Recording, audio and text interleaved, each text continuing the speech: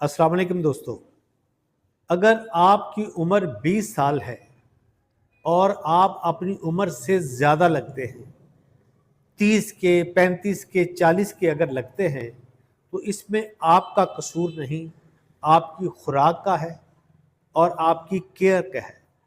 आप अपनी केयर ठीक से नहीं करते।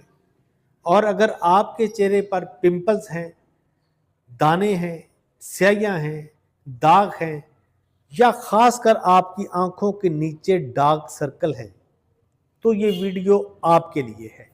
और आज की वीडियो बड़ी ख़ास होने वाली है, क्योंकि इस वीडियो के आखिर में मैं आपको एक ऐसा टिप्स दूंगा, एक ऐसा ज़बरदस्त टिप दूंगा कि मेरी बहनें खुश हो जाएंगी।